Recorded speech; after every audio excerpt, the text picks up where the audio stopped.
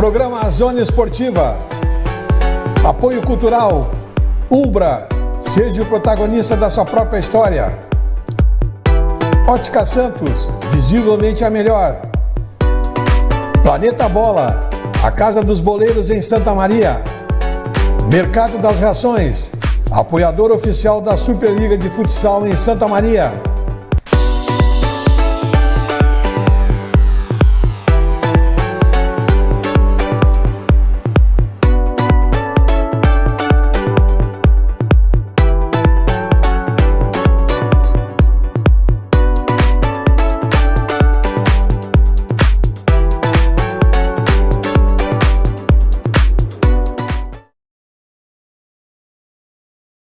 Legal, estamos começando mais um programa Zona Esportiva, programa que vai ao ar de segunda a sexta ao meio-dia na TV Santa Maria, canal 19 da NET, e você assiste simultâneo pelo YouTube. Final da tarde, nós postamos nas redes sociais e você a qualquer momento pode dar uma visualizada ali no Facebook, no Instagram, ver o convidado que esteve aqui durante o dia ou mesmo os programas anteriores que ficam ali alojados, dar uma relembrada nos assuntos. Nossos apoiadores culturais são Ubra Santa Maria, seja o protagonista da sua própria história. Ótica Santos, visivelmente a melhor. Planeta Bola, Casa dos Boleiros em Santa Maria. E Mercado das Rações, sempre o melhor para o seu melhor amigo. Uma loja ali na Bozano 330, esquina com a Visconde de Pelotas. Outra na Elvio Basso, 1357. E em breve, nova loja na Presidente Vargas. Pois é, nós vamos bater um papo hoje aqui com o Gilson Alves, nosso colega do Diário, da Rádio CDN, da TV Diário. E faz tempo que a gente não conversa com o Gilson. Tudo bem, Gilson? Satisfação em recebê-lo aqui. Tudo bem, como é que tá, Tess? Obrigado pelo convite. Não, nada, até a gente tem que convidar antes, mas vai passando a correria, se sei que é grande, a gente também vai deixando o tempo correr, mas é interessante, sempre é bom conversar contigo, porque tu está sempre bem informado, principalmente sobre o Inter de Santa Maria e outros esportes também da região. Gilson, primeiro eu queria te perguntar o seguinte, começou a divisão de acesso, né, a virada já desse primeiro turno, digamos assim, da série classificatória. A expectativa que tu tinha para o Inter era essa ou que tu esperava mais desse time, Gilson? Olha, Tess, a gente pode analisar, eu costumo dizer, de diversas formas, né? E eu acabo comparando até aos últimos anos, onde o Inter SM nem classificou, por exemplo, 2020 e 2021 ficou para trás, e foi mais ou menos um panorama assim, ó, ganhava em casa, ia para a quarta colocação, aí perdia fora, caía para quinto, e acabou ficando em quinto, ficou fora então da zona de classificação. Nesse ano a gente criou uma expectativa em cima do investimento, que também se fala muito em investimento, mas se tu comparar com equipes como o Santa Cruz ou como até o próprio Lajadense, que não investiu tanto, mas tem uma base, o Guarani de Bagé também tem jogadores identificados com a divisão de acesso, já acostumados também a, se não subir, está lutando para subir. Tem outros times que também investiram da mesma forma que o Inter SM. Mas aí eu olho para a tabela e eu vejo que do início até agora, até a oitava rodada, passados então 8 partidas, o Inter SM está na zona de classificação e com essa vitória no último domingo em casa, fez o fator, venceu o clássico regional, fez valer o fator casa contra o São Gabriel, pulou inclusive da quarta para a terceira colocação. Não é o ideal, claro que o ideal de repente é classificar em primeiro ou segundo, mas aí também a gente pode colocar a observação que ano passado os dois que subiram classificaram na quarta colocação, né? Então pegaram os líderes e aí já venceram, foram adiante. Então eu diria que está dentro do esperado e nos resultados. Claro que desempenho a gente sempre quer mais, olha alguns jogos e por exemplo, contra o Guarani de Venâncio Aires, que é o time que tem tudo para ser rebaixado, foi só 1-0, poderia ter marcado mais, ter feito 4, 5 gols, aí seria saldo. Contra o Bagé estava vencendo, mesma coisa, poderia ter ampliado e ficou no 1-0, tomou gol no finalzinho, então um empate em casa é sempre tropeço, mas é um tropeço que a gente coloca como relativo.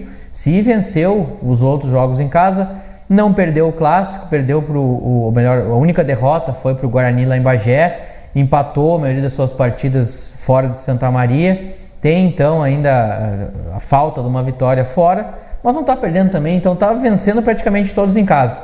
Está empatando fora, o projeto de classificação seriam 21, 22 pontos, pela uma lógica, que às vezes troca essa lógica, né? Tem 13, eu fiz 10 na primeira a fase, no primeiro turno, melhor dizendo, sendo que tinha 3 jogos em casa e 4 fora. No primeiro jogo o primeiro jogo em casa do retorno já tem uma vitória, foi a 13. Se a gente olhar para números, então faltariam 9 pontos em 18 a serem disputados, metade, 50% de aproveitamento. Tem uma classificação, a gente até coloca como encaminhada. Só que se levar ao pé da letra o que foram os desempenhos de todos os times, eu colocaria que o Santa Cruz, de repente, é aquele que está num patamar acima, e aí seriam 4 brigando pelas outras 3 vagas. Pela ordem da tabela, né? O Guarani de Bagé, o Inter SM, o Pelotas e o Lajadense. Mas todos com as mesmas condições, tem que se cuidar nesses times aí e nesses confrontos diretos. Algo que reforça a questão do confronto direto, não venceu o Bagé, mas venceu o Lajadense, que é um confronto direto, deixou o Lajadense para trás, e hoje o Lajadense é 5º e o Inter SM é o 3º. Envolve um pouco de matemática, mas para mim é mais ou menos aquela, tu não pode perder para aquele time que de repente empatou em casa com o Lajadense, e já seria outra realidade, porque sabe que no segundo turno vai jogar fora, vai jogar lá em Lajeado, e aí perdeu lá, você foi por água abaixo devido ao empate em casa, né? Tudo é relativo, porque pode também buscar esses pontos de outra forma, mas eu diria que está dentro do esperado e tem uma classificação encaminhada. Melhor se puder ser primeiro ou segundo, mas no momento da terceira colocação ainda dá para dizer que está tranquilo. Pelotas começou mal a competição, agregou alguns reforços nas últimas rodadas. Eu não estou falando do Walter, estou falando de repente do Vitor Júnior, também do Tony Júnior, que aliás jogador do Inter SM, atletas que vão dar um aumento de qualidade no time, ou já deram. Então o Pelotas está no crescente, trocou de técnico também, não falando mal do Leocir, mas o William Campos é um técnico que vem fazendo bons trabalhos aí, assumiu o Pelotas faz pouco. Então é mais ou menos isso. Eu considero Santa Cruz já classificado, porque a gente vê que tem um grupo bom também, investiu bastante, tem dinheiro da Copa do Brasil, que sobrou ainda, ou de ter vencido a Copinha em 2020, então tem um bom investimento também. E aí sim os outros meio na condição parelha, e aí São Gabriel e Bagé um pouquinho para trás, naquela zona ali que não vão cair, mas também dificilmente vão classificar, a não sei que comecem a emendar vitórias fora de casa, que é sempre, ninguém não, mas não são muitos os times que venceram fora de casa. Olha para o Santa Cruz, ele ganhou quase todos em casa, mas vencer fora, a gente tem esse conceito, o time que vai subir, o que vai ganhar fora. Mas então vamos procurar um por um, porque tirando o Monson, que está fazendo uma campanha fora do comum, os outros não costumam vencer fora de casa, e é mais ou menos assim na nossa divisão de acesso, porque eu digo nossa, que a gente acompanha faz um tempo, a maioria dos times que sobem ganham todas ou praticamente todas em casa, e aí empatezinho fora já serve, né? Pois isso quer dizer, ganha em casa, tu está entre os 4. Aí algum ponto que tu tirar fora é o que vai ser o plus para te classificar melhor. Mas é o que tu dissesse, a gente já tem mais ou menos em mente que o Traçóis estaria encaminhando já essa classificação entre os 4. Mas o interessante, né, que o torcedor deve também pensar que seria melhor ele ficar numa posição de segundo em diante, segundo ou primeiro, para ter uma certa vantagem, né, no mata-mata. Então, por isso seria interessante também beliscar algum ponto fora, né, Gilson?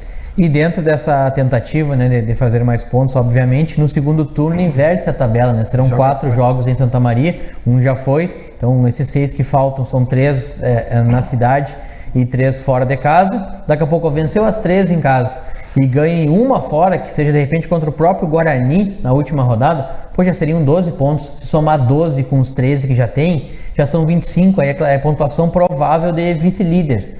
Então é o ideal, melhor é ser o líder, mas daqui a pouco fica o Santa Cruz em primeiro, o Inter em segundo, reforçando aquilo que a gente falou agora há pouco. Ano passado, os times que ficaram na 4ª colocação, o Avenida e o Esportivo, foram os que subiram. Subindo. Então não tem uma lógica. Só o que parece ser o bicho-papão é o Monson. Também reolhei o grupo de jogadores, a gente não conhece todos, óbvio, mas também não tem que levar outros fatores, não tem uma pressão de torcida, tem investimento, tem de repente alguma relação em questão de arbitragem, porque está pertinho do Grêmio, pertinho do Inter. A gente pode achar que é bom que Grêmio e Inter viajem menos, a federação não dá para colocar como não é uma questão de má intenção, mas é muitas vezes algo que é subjetivo e acaba ocorrendo, né? Na dúvida é para o time da casa, isso vale para muitas partidas de futebol, não é de prática a arbitragem, mas a gente sabe o que acontece, e eu acho que vai sempre ser assim, porque é uma questão, não tem o VAR, não tem como, tem que tomar decisão na hora, então é um pouquinho diferente. Então dá para levar em conta isso aí, o fator do Monzon estar em Porto Alegre, pertinho da federação, pode ter alguma força, mas aí eu já estou falando do favorito, né? Porque mas não tem torcida, não tem aquela pressão, a pressão de repente é por dirigentes ou é por estar perto da federação, não é da torcida. Então eu acho que dá para encarar assim, só colocaria o Monzon um pouquinho longe dos demais, acima dos demais. O resto é tudo do mesmo time, o Inter sempre está em condições de igualdade pelo menos. Tu comentaste sobre o Pelotas, né, sobre o Walter. Eu também acho que o Walter não é um reforço dentro de campo, mas é um reforço fora de campo. Deu impacto, né? Junto ao torcedor, melhorou o número de pessoas indo ao estádio, deu uma remotivada. Acho que foi uma jogada de marketing ali, mais de marketing do que uma jogada técnica, né? Verdade, a questão do Walter, eu diria que, e muitas vezes a gente conversa que fala disso, a questão física hoje se sobressai a questão técnica. Por isso que às vezes tu pega, olha pro jogador, mas o fulano tecnicamente coloca alguma restrição, mas ele tá voando, ele chega antes em toda a bola, ele divide quando tem que dividir, ele aguenta os 90 e de repente aquele que é melhor que ele tecnicamente tem condições só para 45. Isso ocorre muito no futebol, onde a gente vê essa realidade ainda maior na divisão de acesso, onde é força, é velocidade. Mas o fulano não jogou, de segundo atacante não fez nenhum gol. Às vezes o técnico quer que ele recomponha, né? Ajude a marcar o lateral, e isso ele faz sempre, e muitas vezes basta. E aí o Walter a gente coloca como, eu sei tecnicamente, de repente pode fazer um gol de falta, um gol de pênalti, mas ele vai ter condições dessa briga o tempo todo, como é a divisão de acesso, proteger bola aqui e ali, pesado, correr, buscar campo pesado, de repente com chuva. Ele tem sua qualidade, que com 22, 23 anos, 24, de repente ele poderia compensar isso aí. Agora com 33, 34, já fica mais difícil. Tomara que ele não cale a minha boca justamente no jogo contra o Inter SM, vai vir Santa Maria, por exemplo, porque técnica a gente sabe que ele tem, mas eu acredito que as condições físicas pesam e muito. Então é mais o marketing que ele vai acabar ajudando, ou já está ajudando o Pelotas, do que dentro de campo fazendo gols, por exemplo, brigando por artilharia. Não vejo possibilidade disso aí, bem difícil. Bom, a atual direção, né, pode-se dizer assim, do lado administrativo, nós somos muito do lado de dentro de campo, lá fora de campo algumas mudanças aconteceram, dá para se sentir, né, com mais gente trabalhando, gente nova, sangue novo, algumas ideias novas. Tu acha que já está frutificando isso aí, Gilson? Já faz alguns anos, né, que o Inter SM vive uma reestruturação. E a gente coloca que isso começou lá com um Marqueto ainda, na questão da folha paralela para sanar as dívidas trabalhistas. Isso foi indo gradativamente. Depois veio o presidente Luiz Cláudio Melo, na sequência o Jauri da mesma forma, preocupados bastante com a questão financeira e não atrasar salário, em pagar as contas direitinho. Mesmo assim, sempre tem alguma coisa que sobra na justiça, não sei se justiça mesmo, mas alguns jogadores a gente ficou sabendo que não se sabe por quê, ou algo que não se tenha certeza que ele vai ganhar, mas coloca alguma ação contra o clube. Então são contas atrás de contas, então tem a folha paralela das contas que tu vai fazer daquele ano e sempre fica alguma coisa para trás, mesmo que tu tenha feito direitinho. Não sei se é a mentalidade do jogador ou do brasileiro, que sempre quer tirar alguma vantagem, mas isso ocorre bastante. Só que dentro dessa pergunta que tu me fez, o Inter sempre tem essa preocupação de pagar as contas, colocar as contas em dia, e a prova disso também, para mim, contribui para o seguinte: os jogadores acabam querendo vir jogar aqui. E aí o Rafael Goiano, o Márcio Goiano estavam no São Luís de Juí, querem vir jogar aqui. Outros centroavantes também, agora veio o David Batista, chegou agora há pouco, nem atuou ainda, mas é um atleta que subiu o esportivo no ano passado. A Rafael Macena, um jogador ex-Veranópolis, eu sei que não está fazendo tantos gols assim, mas tem um histórico de qualidade de jogar a divisão a Série A2 do Paulistão, já jogou Série A do Paulistão também, Série B de Brasileiro, e aí esses nomes acabam muitas vezes aceitando vir, porque não, lá eu vou receber em dia. Tem outro detalhe que parece que não ganha jogo, mas quem não acompanha os bastidores, para mim já é uma diferença desses anos que eu acabei falando para agora. Antes, não contratar um jogador, ficava quase todo mundo no alojamento. E é um mérito, é um baita do alojamento. Eu sei, os jogadores têm essa possibilidade da internet, TV a cabo, tem uma estrutura boa no estádio, mas de repente não pode, não tem seu momento também fora do profissional de lazer, de poder aproveitar a cidade, de poder passear, ou demorar num condomínio, poder descer ali, tomar um chimarrão. Às vezes não se tinha isso porque era todo mundo concentrado, ou tinha menos, 2 ou 3 ou 4. Dessa vez eu vejo que pelo menos metade do grupo tem apartamento, trouxe a família, aí, queira ou não, até no final de semana, depois do jogo, pode sair com a esposa, pode passear com os filhos. Já encontrei algo que não ocorria antes, encontrei muitos deles na cidade com as famílias. De repente está dentro desse processo de reestruturação. Claro que sai mais caro, mas pode dar resultado. Então são fatores não só da parte dentro de campo, mas do extra-campo que no fim das contas podem dar resultados aí na minha opinião. Bom, vamos falar um pouquinho de contratações, você que tem acompanhado aí. Até algum tempo atrás a gente tinha uma visão assim e pensava um pouco em cima do trabalho que era feito de contratações. Parecia que não tinha muito planejamento, muita estratégia. Contratava conforme o nome do jogador, conforme se destacava, e aí para dar liga era muito mais difícil, porque o treinador tem a sua forma de trabalho, a sua maneira de colocar o seu planejamento, e o jogador tem que ter características que se adaptem àquilo ali. Então, tu acredita que as contratações tenham sido feitas dentro de uma lógica, já com o dedo do treinador? Porque antes houve até casos de contratar todo um time e depois trazer o treinador. Esse ano me parece que a coisa foi mais planejada, ou pelo menos eu tive essa ideia e a coisa não aconteceu. Até nessa questão, já colocando o Benhur Pereira na conversa, foi mais ou menos, vamos colocar assim, 50% de indicações dele e os outros 50% de nomes que já estavam contratados. Lembra que o Inter SM começou a anunciar jogadores vinculados, até 4 ou 5 acabaram não ficando, mas então já tinham alguns anunciados e outros vieram por indicação do Benhur Pereira. Até nessas trocas acho que passou de assim, mais de 50% foram mesmo indicações do Benhur, e as outras sim eram peças que já estavam ou ficaram do ano passado e seguiram sendo aproveitados. Mas a gente vê, sim, imagina que há um planejamento. Tem também essa questão financeira que a gente falou agora há pouco, que tu tem que adequar, será que eu vou gastar num lateral ou vou botar mais tanto para trazer um centroavante? Acredito que isso aí pesa bastante, e muitas vezes, não, vou segurar um lateral, eu tenho um fulano que não está jogando, mas pode jogar por ali, vai ficar, quem sabe, sendo uma peça de reposição para lateral, não que não seja uma função importante, todas são, mas é melhor investir quem tem o orçamento ali em cima do que se pode gastar, né, no limite, trazer alguém do meio para frente. Acredito que foi isso que o Inter SM fez para investir no Rafael Macena. Não está, repito, respondendo com tantos gols, mas é um atleta que a gente vê que se vira muitas vezes sozinho no ataque. Lá em São Gabriel, por exemplo, no jogo que o Inter teve todo o segundo tempo com um jogador a menos, ele sozinho no ataque, em função da circunstância de jogar com 10, muitas vezes dominava a bola, ganhava um tempo, cavava uma falta, mas não fez gol. Prendia a zaga. Eu sei que ele não fez gol, mas ele prendeu a zaga, ele tem qualidade técnica, ele não é aquele só trombador que só vai entrar para cabecear, não. Ajuda, muitas vezes o clube precisa de jogadores assim. Tomara que no tempo certo aí, ou ainda há tempo, ele comece a fazer gols também, mas aqui eu tô dando um elogio para ele, tu reforçou essa questão dele, segurou a zaga, ele mesmo sozinho lutou, e aí teve investimento para esse jogador, teve investimento agora para o David Batista, o centroavante que chegou e ainda não estreou. Aí é outra característica, o Rafael Macena mais técnico, o David Batista é mais de cabeceio, mais de força, de repente no gramado molhado sai melhor do que o Macena, mas é bom ter alternativas, né? Então tem um centroavante de um estilo, aquele mais técnico, tem outro mais de área mesmo, camisa 9, cabeceador, ou que pode de repente desviar uma bola, num lance de escanteio, uma falta lateral, escorar para alguém ou fazer a parede. E dá para jogar os dois juntos também, porque o Macena sabe sair da área, pode ser o parceiro do centroavante.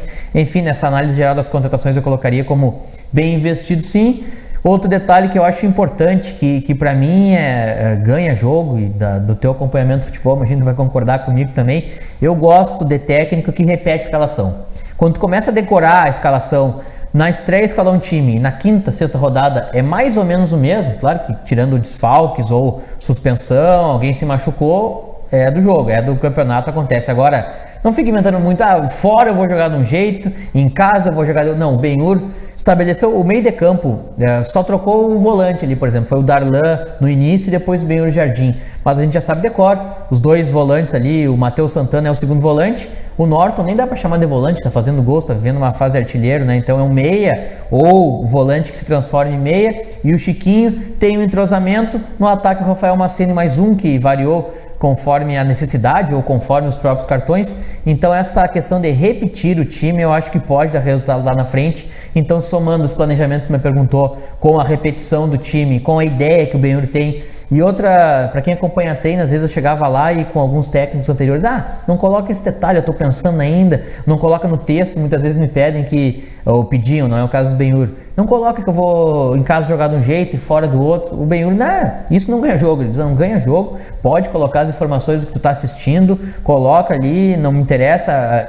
Já teve uma vez que um time me estragou, ele falou, me deu um exemplo, uma vez o técnico baralhou todas as camisetas, botou o lateral direito com a 11, o centroavante com a 3, ganhei dele 4-0, ele me deu esse exemplo. Então alguns detalhes que se imagina fora do campo ali possa ganhar jogo, o Benhur não pensa por aí, e isso acho que vai contribuir positivamente para a sequência da competição, e essa questão de repetir time, para mim, ganha jogo, ganha campeonato. Agora, eu não poderia deixar de te perguntar, Gilson, até porque o torcedor muitas vezes quer ficar ao par, né, das coisas que acontecem, a situação meio constrangedora, a situação do Jarro. O Inter está investindo aí ainda em defesa do Jarro. Eu te faço uma pergunta, assim, eu sei que pode até ficar justo, que tu está sempre convivendo ali dentro, é difícil a gente colocar uma opinião, mas até para te esclarecer, digamos assim. Eu tenho a minha opinião, eu acho que talvez o Inter esteja investindo um pouco demais o seu tempo e desviando um pouco o foco da atenção em cima dessa situação. Nada contra o homem já, a pessoa humana, mas eu acho como o atleta, o jogador, porque eu vou te dar só a minha opinião, depois tu concordar ou não, eu gostaria que tu falasse o que tu pensa. E a gente que convive futebol, conviveu, eu que fui dentro da ala de direção, fora como repórter, a relação funcional nossa, por exemplo, com a empresa aqui é uma. A relação funcional jogador com o clube é outra, é diferente. O jogador sempre vai ver o lado dele. O dia que ele tiver uma situação melhor, ele simplesmente vira as costas e vai embora. E deixa o clube, e às vezes como bota na justiça, como tu mesmo falou, muitos botam na justiça por botar, é um outro tipo de relação. Entende? Então a gente tem o lado humano que a gente se preocupa, né, e tenta ajudar, mas o dirigente muitas vezes não pode usar muita emoção e usar mais razão.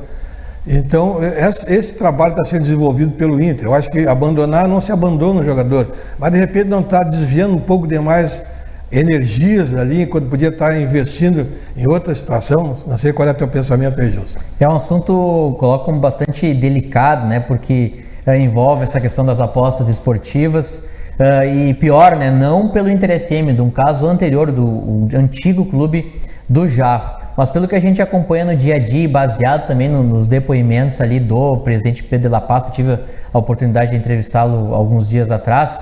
Ele conversou com o Jarro desde o princípio, e o Inter tem pelo menos essa certeza, foi o que nos transpareceu, de que o atleta ainda há tempo teria se arrependido, ou se não podemos chamar de arrependimento, ele deu tempo de procurar a polícia e estava sendo ameaçado, e a questão da ameaça que de repente fez com que ele agisse errado, e antes que tudo viesse à tona, a informação que temos, ele já tinha procurado a polícia e feito então esse registro. Então, quando estourar, eu já quero avisar que eu já comuniquei que aconteceu isso, aquilo, já registrei boletim de ocorrência, e é baseado nisso, no depoimento do jogador, que o clube vai até o final com ele.